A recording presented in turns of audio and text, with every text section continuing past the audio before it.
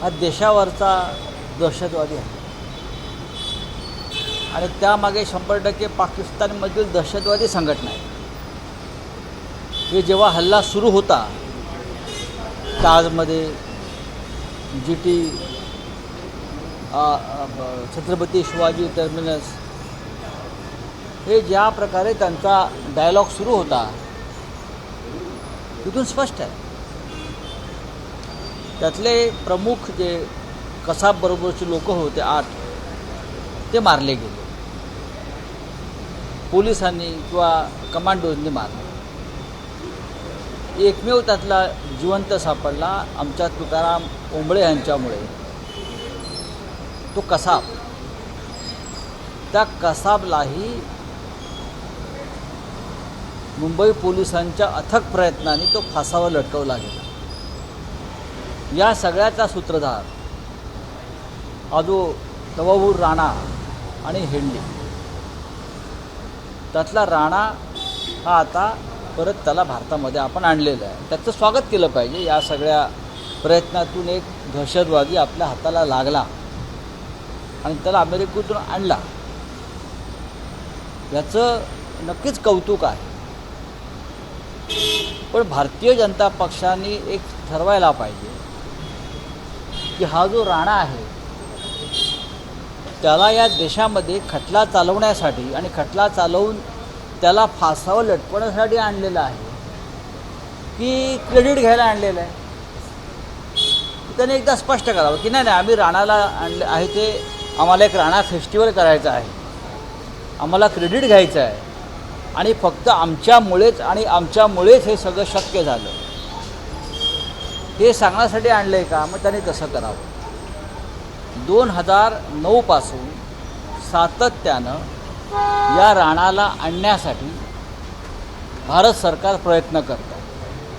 भारत सरकार म्हणतो आहे, ते मोदींचं सरकार आहे किंवा UPA सरकार आहे असं म्हणणं अयोग्य आहे. 2009ला या राणा आणि हेडली विरुद्ध NIAनं पहिली FIR लॉन्च केलं. 2009 साली NIAनं पहिली FIR लॉन्च केली राणा आणि हेडली विरुद्ध. त्यानंतर NIAचं एक पथक हे शिकागोला जाऊन, अमेरिकेत जाऊन राणाची आणि हेडलीची चौकशी करून आलेलं आहे. तेव्हापासून ही प्रक्रिया सुरू आहे. 2012 साली विदेश मंत्री सलमान खुर्शीद, त्यावेळेचे 2012 साली विदेश मंत्री सलमान खुर्शीद आणि तेव्हाचे आपले विदेश सचिव जे होते त्यांनी अमेरिकेत जाऊन राणाच्या भारतात पाठवण्यासंदर्भात अमेरिकन सरकारशी, हिलरी क्लिंटन यांच्याशी चर्चा केली. त्यांच्या ज्या सेक्रेटरी होत्या परराष्ट्र खात्याच्या, तेव्हाच्या प्रमुख होत्या, त्यांच्याशी चर्चा केली. ही एक निरंतर चाललेली प्रक्रिया आहे. याच्यामध्ये मी भारत सरकार म्हणतो, आम्ही भारत सरकार म्हणतो, कोणताही पक्ष नाही. क्रेडिट घ्यायला आणलं आहे का तुम्ही? मग तसं जाहीर करा. मग त्याचे पुतळे उभारा आणि खाली बसून फोटो काढा, भाजपवाल्यांना म्हणावं. या देशाच्या सुरक्षेचा प्रश्न आहे आणि तुम्ही क्रेडिट कुठलं घेत आहे? मग तुम्ही पुलवामाचं क्रेडिट घ्या. कुलभूषण जाधवला तुम्ही आता सोडवू शकलेला नाही, त्याचे क्रेडिट घ्या.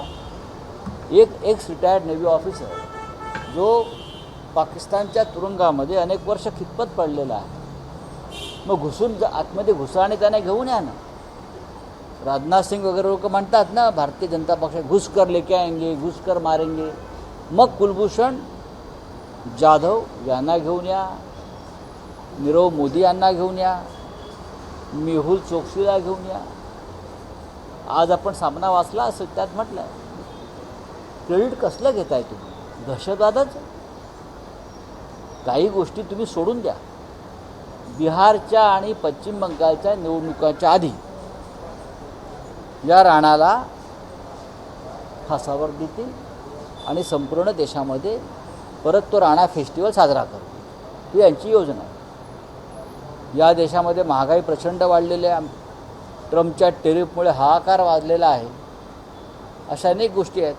त्याच्यामुळे अनेक गोष्टी ते मुहूर्त पाहून करतात. जसं ज्या दिवशी टेरिफ लावलं त्या दिवशी बोर्डाचं बिल आणलं आणि काल राहणा आणला. असे यांचे हे फेस्टिवल सुरू असतात. नाही, पण राऊत साहेब, यामध्ये असं आहे की बहुधा ही पहिल्यांदाच अशी वेळ आहे की अमेरिकेतून एखादा दहशतवादी, तोही जिवंत, भारताला सुपूर्द केला जातो आहे. तर अशा वेळेस मोदी आणि ट्रम्प यांच्यामध्ये असलेले मैत्रीचे संबंध, मला असं वाटत नाही. अलीकडच्या काळात मोदी आणि ट्रम्प यांची झालेली भेट, यातही बघा, मोदी याच्या प्रत्यार्पणाचा विषय होता असं तुम्ही ऐकलं? जे सांगितलं जातं. तुम्ही दोघांची चर्चा ऐकलीत?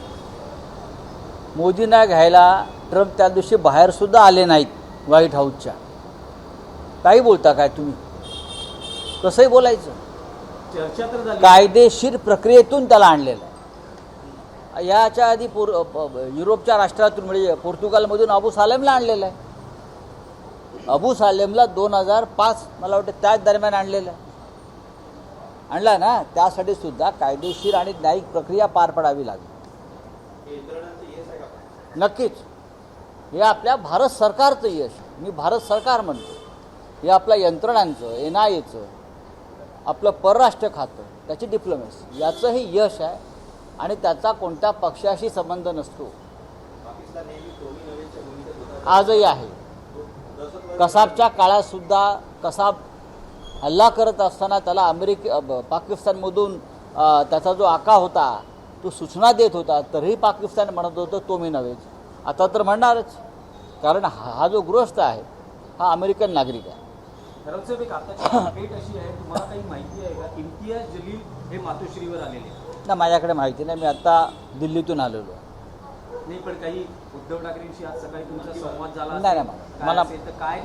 माझ्याकडे त्याविषयी माहिती नाही. मातोश्रीवरती अनेक लोक, प्रमुख लोक नेहमी चर्चेसाठी येत असतात. त्यात एक इम्तियाज जलील आहे. केंद्रीय गृहमंत्री अमित शहा 2 दिवसांच्या महाराष्ट्र दौऱ्यावर आहेत. रायगडला भेट देणार आहेत. हो, मग रायगडला भेट देणार आहेत. पुढे काय? त्यांना छत्रपती शिवाजी महाराज त्यांना कधीच आशीर्वाद देणार नाहीत. या लोकांना, ज्याने छत्रपती शिवाजी महाराजांचा अखंड महाराष्ट्र तोडण्याचं स्वप्न पाहिलेलं आहे, मुंबई लुटण्याचं स्वप्न पाहिलेलं आहे, छत्रपती शिवाजी महाराजांच्या प्रेरणेतून निर्माण झालेली शिवसेना तोडण्याचा प्रयत्न केला आणि महाराष्ट्र कमजोर केला, त्यांना छत्रपतीच्या पायाशी स्थान मिळणार नाही. नाही, बघा, असं आहे की ज्यांच्या प्रेरणेतून गद्दारीची बीजं रोवली त्यांच्या घरी जर जाऊन कोणी जेवणार असेल, हे स्वागत आहे. मन की बात होऊ द्या ना, होऊ द्या. तटकरे यांचे ते नेते आहेत. अजित पवार त्यांचे नेते नाही आहेत. एकनाथ शिंदेचे नेते अमित शहा आहेत. अहो, ते त्यांचे नेते म्हणजे हे सगळं घडवणारे कोण आहेत? अमित शहा आहेत ना.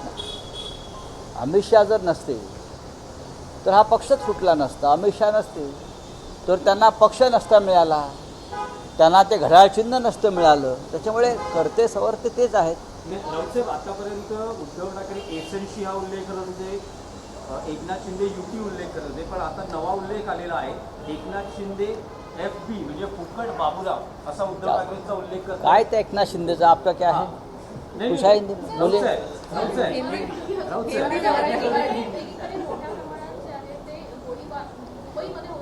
नागपूरला होत आहेत.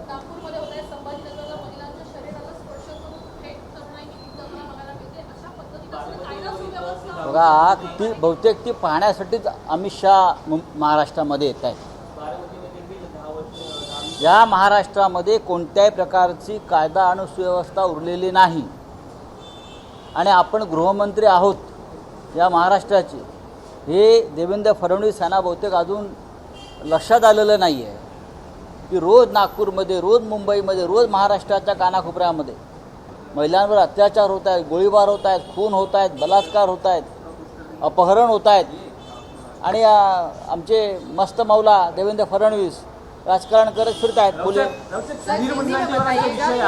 सोशल मीडिया से ज्यादा नाराज हैं या बीजेपी से नाराज? क्या आप सोशल मीडिया से ज्यादा, क्योंकि आपने एडिटोरियल में लिखा कि सोशल मीडिया पे जिस तरीके से हुआ क्या, लेकिन जिस तरह से मोदी रिगार्डिंग व्हाट? तहबूर राणा देखिए, बात ऐसी है कि एक आतंकवादी जिसका सीधा संबंध पाकिस्तान से है, आतंकवादी गुटों से है, चाहे हिजबुल्लाह हो चाहे और हो, जिसने 26/11 का इस देश पर आतंकवादी हमला करने में एक बड़ी भूमिका निभाई थी, ऐसे व्यक्ति, ऐसा आतंकवादी का आका अमेरिका से अगर इंडिया में लाया जाता है तो उसका स्वागत करना चाहिए हमारे एजेंसी का, भारत सरकार का प्रयासों का। लेकिन मुझे भारतीय जनता पार्टी का जो रवैया है वो ठीक नहीं है। आपने ये तवव्वुर राणा जो है उसको, उसके ऊपर मुकदमा चलाकर उसको फांसी पर लटकाने के लिए यहाँ लाया है या सिर्फ क्रेडिट लेने के लिए लाया है कि हमने लाया। ये बात ठीक नहीं है। आप तो राणा फेस्टिवल करने जा रहे हो, जैसे हमने सामना में कहा कि राणा फेस्टिवल करने जा रहे हैं, राणा फेस्टिवल करेंगे। 2009 से ये प्रक्रिया चल रही है। 2009 से NIA ने उनके खिलाफ एक FIR लॉन्च किया, हेडली और राणा के खिलाफ 2009 में। बाद में NIA की एक टीम अमेरिका में जाकर उनसे पूछताछ करके आई। मेरे हिसाब से 2012 में उस वक्त के विदेश मंत्री सलमान खुर्शीद और वहाँ उस वक्त के विदेश सचिव अमेरिका में जाकर वहाँ के एडमिनिस्ट्रेशन से चर्चा किया है उसके प्रत्यार्पण के बारे में। अब जाकर हमें 2025 में उस बारे में सफलता मिली, क्योंकि एक न्यायिक प्रक्रिया वहाँ चल रही। हर देश का कानून होता है। अगर हमारे देश से किसी अपराधी को दूसरे देश में देना है तो यहाँ का कानून फॉलो करना पड़ेगा। ऐसे अमेरिका का कानून है। जैसे अबू सालेम को लाया पुर्तगाल से, उनका भी कानून है। जब हमारे एजेंसी ने उनको लाया तो वहाँ का कानून है, आप किसी को फांसी नहीं दे सकते, मृत्युदंड नहीं दे सकते, तो हमको कानून फॉलो करना पड़ रहा है। तो ऐसा ये राणा का है, तो राणा को लाया है, अच्छी बात है, लेकिन आप राणा फेस्टिवल मत करिए।